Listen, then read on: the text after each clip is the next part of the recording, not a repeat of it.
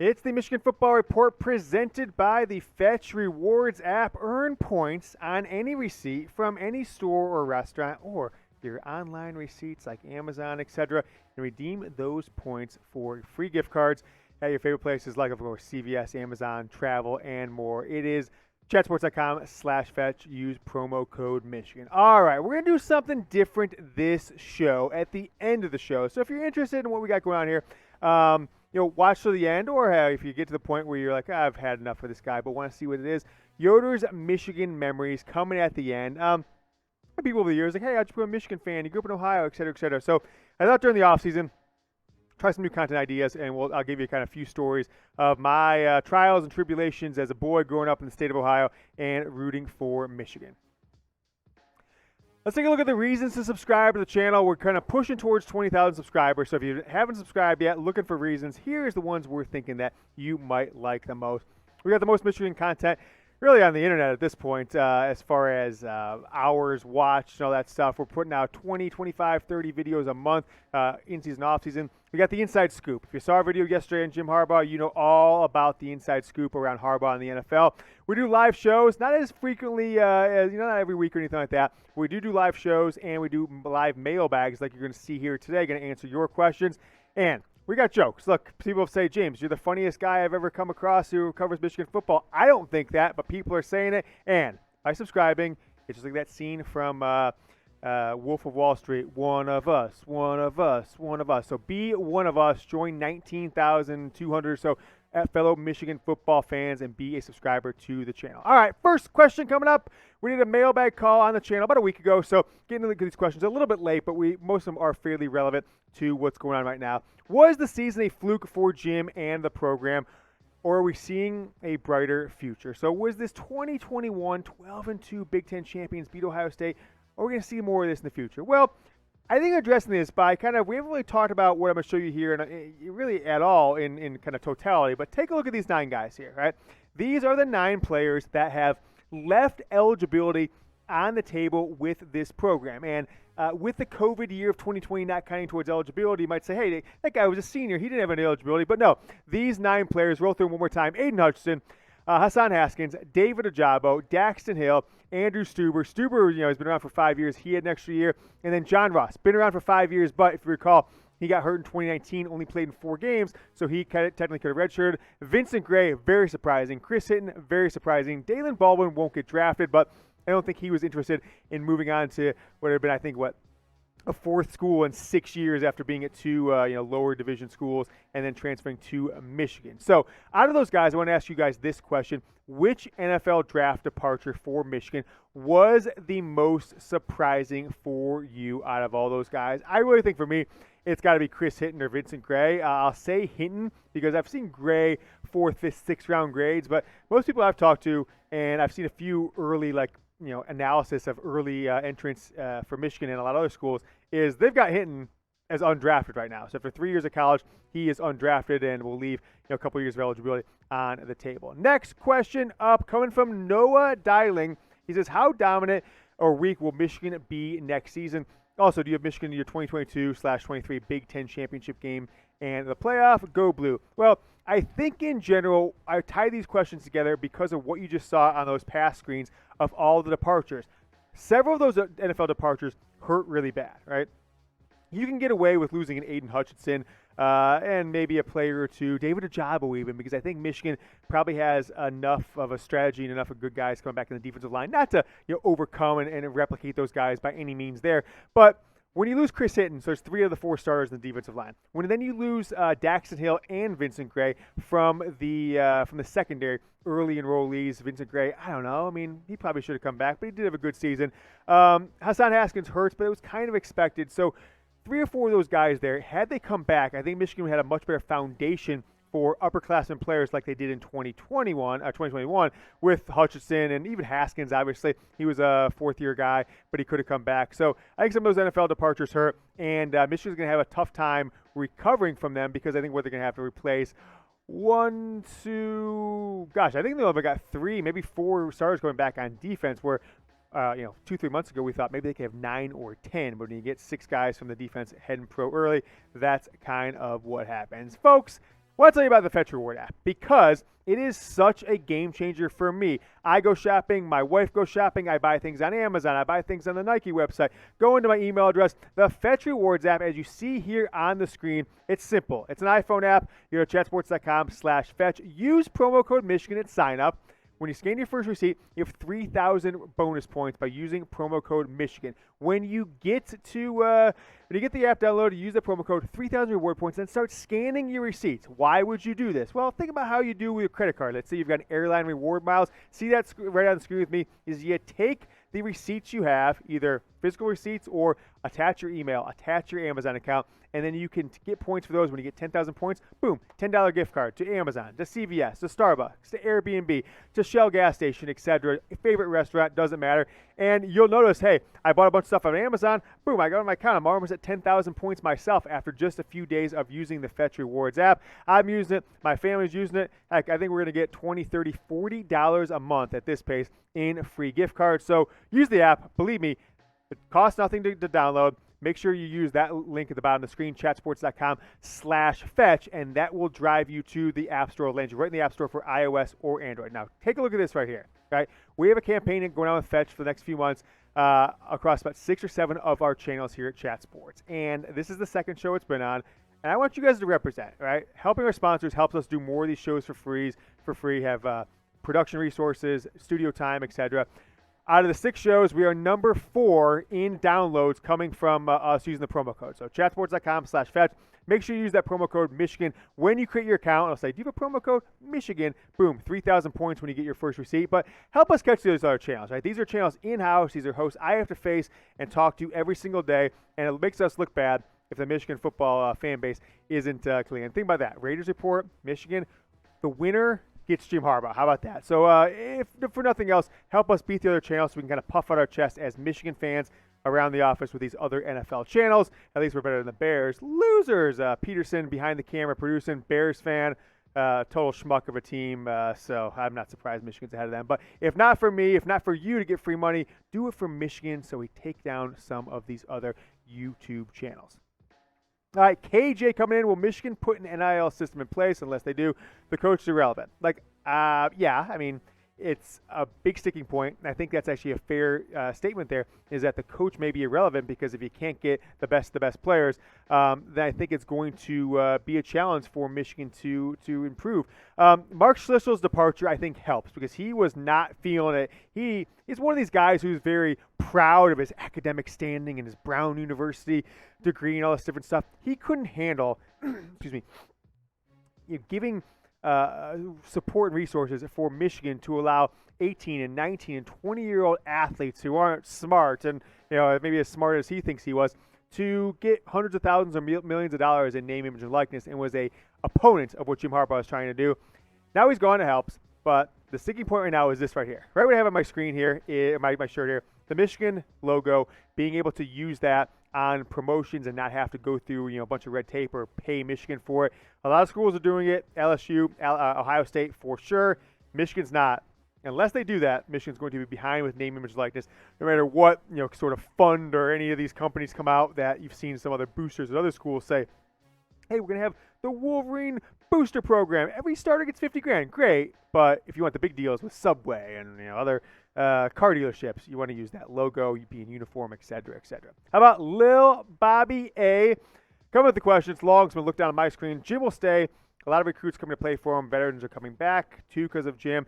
If Jim is going, so this is, I kind of put this question. Now, I believe Bobby put this on our mailbag call 5 or 6 days ago, so maybe he didn't have all the information that we have now, but it's pretty interesting. He says if Jim was going, then the veterans would have left too, right? So if Jim was going to the NFL, Michigan veterans would have left the NFL. Well, folks, I mean, they did, right? So this may have been before Hinton and Vincent Gray and Dalen Baldwin, even although he wasn't really shaking in the mix, or Daxton Hill or Hassan Haskins. Guys who are not going to be first-round draft picks. Andrew Stuber, I don't think will be a first-round draft pick or second, although I hope he is.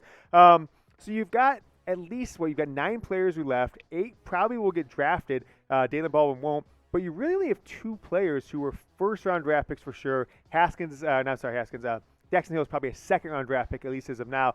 So I think it kind of hurts, and those players, had they known Jim Harbaugh was coming back for 100% sure, maybe one or two would have come back. I'm not sure. But certainly Michigan does not have the veteran leadership in 2022 as they did in 2021. Tree Trunk Thompson. What do we think, Peterson, behind the screen? Do we think he's talking about tree trunk like he's got thick legs? Do you think he's just a big guy, or do you think he's kind of packing heat, if you know what I'm saying? It's the tree trunk. That's what they call it. What's that? Oh, in the thighs. Okay, so he must be a tree. He's got those tree trunk thighs, Thompson. Mike Hart will be the next head coach of Michigan. Go Blue. I think that's probably as good of a pick as any at this point. I don't think Mike McDonald is Michigan man himself enough, and there's enough chatter behind the scenes on Josh Gattis. I'm not going to get into it right now, but I think there are some things that may prevent off the field things or relationship-wise things that may prevent Josh Gattis from getting the Michigan head coaching job now if Jim Harbaugh were to leave and go to the NFL. So Mike Hart will probably be the odds-on favorite internally. Michigan may go out and look for somebody externally. And if they do, I don't know who you guys want for your dream coach for Michigan if Harbaugh leaves. Right? Let's not think about who's realistic or who would say yes or who would say no. Okay, who's your dream coach? If you were the guy, you got to go out. Who's the first person you're calling and see if they'll take in the job? If you are the Michigan's athletic director, I want to know from you guys because I've got two. Right, I've got two candidates that I think are my dream candidates. Right, John Harbaugh, Jim's brother. You call me crazy, but look at a show. What was that? A week or two ago, Peterson, we did the candidates. 2 weeks ago, the job candidates for Michigan. I had both these guys my top 6. Maybe Payton could have been higher if I thought it was more realistic. But Sean Payton's son is reportedly a major, huge, diehard Michigan fan. He's a younger kid. He's in college right now. And John Harbaugh, Jim's brother. If Jim is going to the NFL, do you don't see this maybe a scenario where John's like, look, I won a Super Bowl. I've been in the NFL head coach for 13, 14 seasons. John, even though he didn't go to Michigan, went to Miami of Ohio, he loves Michigan, right? He told me to my face a decade ago when I asked him if he ever wanted to coach in Michigan. He said, I'd love to be the head coach of Michigan, right? To my face at an event in Baltimore that I was at. And maybe it's just that time of year. It's like, hey, I want to take a trip into the NFL. I'm going to be in the AFC with the Raiders. John, you want to go there? And then Jim Harbaugh walks up to a press conference and he says, I'm here to announce that I'm going to take a job with the NFL, but I'm also going to announce the next Michigan football head coach. My brother John. John, come up. That would be a cool thing, right? Unlikely, but cool. Sean Payton, maybe there's some Michigan fanhood there that he's put on to his son, but I think with his quarterback Drew Brees retiring, didn't make the playoffs this year. If he's ever going to make a change, this is the year. So those are my two guys. Let me know yours down in the comments. Chris Little. I feel like the Georgia beatdown truly showcased the talent disparity at a couple positions. With recruiting, how soon, if ever, do you think Michigan compete with the roster of these national title teams? It's kind of a bummer that some of the defensive guys like Hutchinson and Ajabo and Dax were a little closer in age to J.J. McCarthy and Donovan Edwards. And Blake Corum, I guess, is only 1 year younger than he's only 1 year younger than Dax Hill and Chris Hitton, but they won't get a ton of overlap as players, as stars, right? Blake Corum is still splitting snaps with Hassan Haskins because I do think Michigan's going to have to start leaning on their offense in 2022 to overcome the talent loss on defense. I think those guys, JJ, I don't know if he's going to be the starting quarterback, but he'll be there 2022, 2023, hopefully 2024. And I think Donovan Edwards is the next Reggie Bush in college football.